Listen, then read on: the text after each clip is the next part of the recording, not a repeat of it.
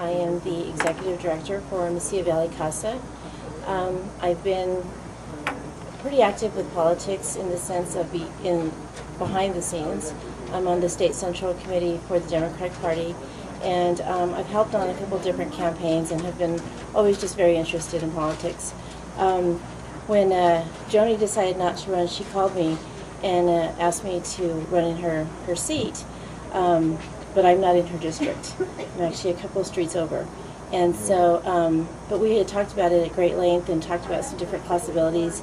2 days later, when Joseph decided not to run for the same seat, I got the same call again, a couple calls, and so decided to throw my hat in. I feel that I can do a lot for our community. My name is Gallegos-Moralez, and the reason that I decided to run for state rep, I've been involved in the party for about 13 years actively. The second time that I've been on the state central committee. Working for the governor's office, I was his representative for southern New Mexico, which included from Socorro down. At one point, I became the director of constituent services for the governor's office up in Santa Fe, where my team handled all the concerns and issues that people had throughout the state. From there, which was a very good experience, we were able to cut down the response time from 3 days to 24 hours, which is really good. The governor asked me to be the executive director of the New Mexico Border Authority, and we were very successful there. We were able to secure more money from the federal level and from grants that were actually allocated to other states into New Mexico. And then from there I became the city manager of the city of Solon Park.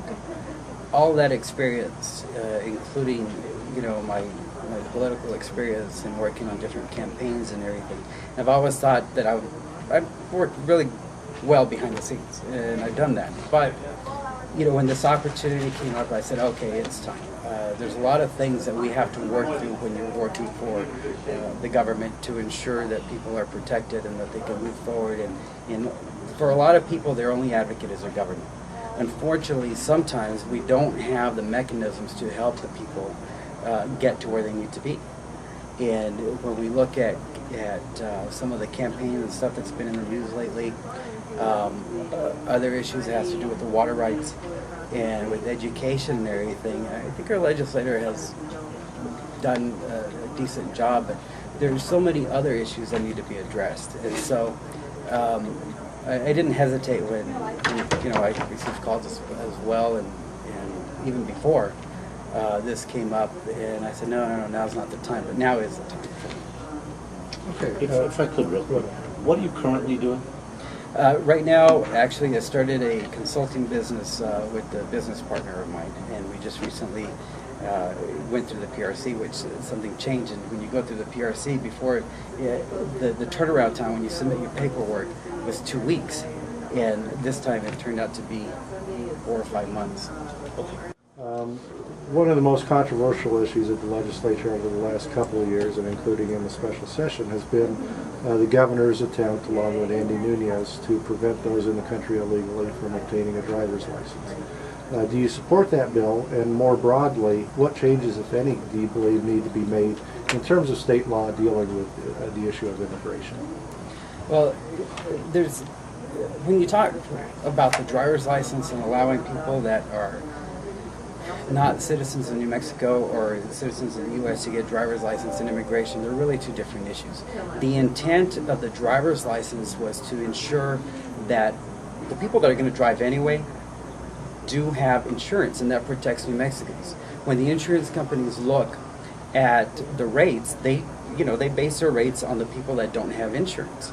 And so that's going to be a higher premium for us. And I think that that's totally different from the process that has to do with becoming a citizen of the United States. So I would not support repealing that. As far as immigration, I was executive director of the New Mexico Border Authority. And some of the issues that we've worked on, and even at the governor's office, one perhaps is in Columbus, New Mexico, where it borders Palomas and Las Chepas. We had an issue where a lot of immigrants, and this is what would happen typically. Yeah, you could have 500 people come up to the border, hide out in those little buildings, and then as soon as the sun went down, they would cross over the border and go through all these fields for these, American ranchers or New Mexico ranchers had their cows, they would litter, and it was an economic impact, and we had broken fences with all this other stuff. And one of the questions that when I was talking to one of our counterparts that was on the Mexican side of this, he says, Andrew, the problem is that, people are concerned about the violence and everything that comes over into New Mexico, but we have the same thing where Americans can go into Mexico and think that they have free reign. And we started discussing that, and it kind of gave me a different perspective.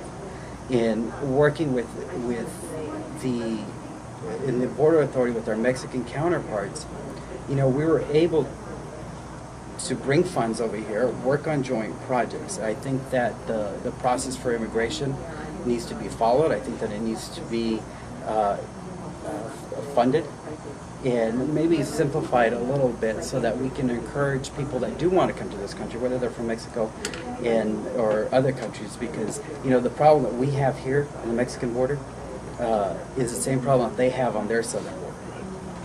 And so we all have to work together to make the system a little bit simpler and less cumbersome. I don't support the legislation as it is. I'm concerned that it's a wedge issue, and it's being used to divide New Mexicans.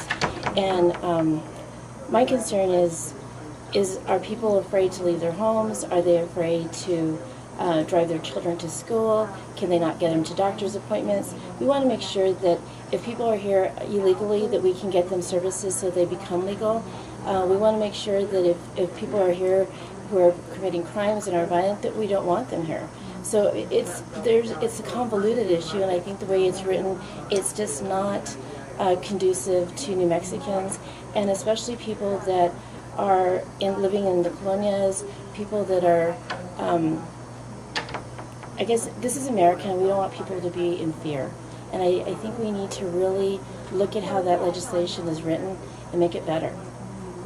Second question, and another issue that had a lot of attention this past session was early childhood education, and specifically in regard to reading in the grades 3 and below. And it's been pointed out that New Mexico students are far behind their peers in other states.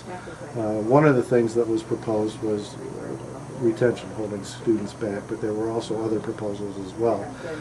What would you support to help bring our students in New Mexico up to the same level as their peers elsewhere in the country? I think by the 3rd grade, we've missed the boat. We need to really look at early intervention. I have a child that's in 2nd grade, and they need to be learning since before they get into school. We need to really fund programs that really specialize in early childhood education. We need to look at making sure that children, when they get to school, that they're fed, that they have the tools that they need, that the teachers have tools that they need. One teacher with a classroom of 28 to 30 kids, they can't teach. They're basically babysitting, and we want to make sure that kids are in there learning. So in order to give tools to teachers and to students so they can be successful, that's what I'd like to see happen. Well, first I would applaud Mary Helen Garcia for bringing up this legislation because it's bringing attention to something that we really need to address.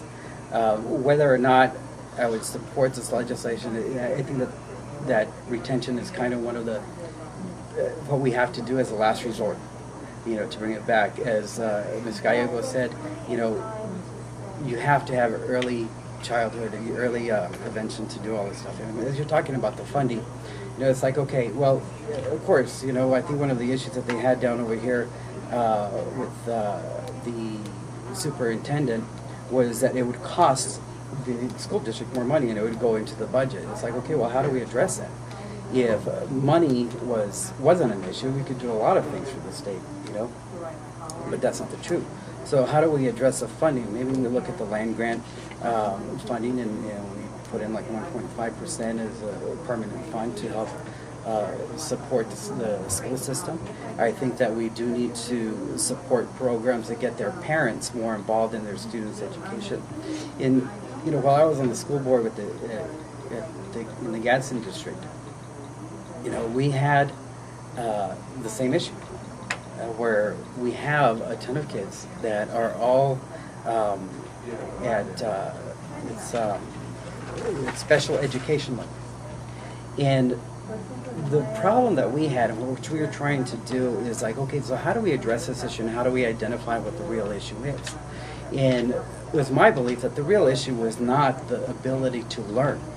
It was the fact that a lot of the kids in the Gadsden School District have a Spanish background, and Spanish is their first language. And when you take a look at that, and then you try to bring them into an English language, then it's going to take a little bit longer. And I always thought that, okay, there's English as a second language program, but if you teach them in Spanish and then teach them English versus teaching them math in English and reading in English and all this stuff without them learning the concepts, you're kind of, hurting the kid and putting too much pressure on them to learn a language that they don't know to begin with. So I think that that's one of the other issues that we have to take on. But I think that the legislation that we have to push, maybe put it off till another year, but that we have to figure out the system according to the demographics of the community as to what's going to work in the best interest of the child. Maybe we teach them in Spanish first, if that's their first language, because that's important, and then we transition them in later grades in middle school to learning English and do those language classes. The state, this past session, for the first time in a couple of years, started to come out of the budget crunch that it had been feeling. This was the first session where they were actually able to add a little bit of new money to the budget, whereas the years before that they had been cutting. As you look at the budget, what would your top priorities be for spending, and what areas do you feel like where they can maybe make some cuts? Well, I used to work for the state, and I worked for a state agency.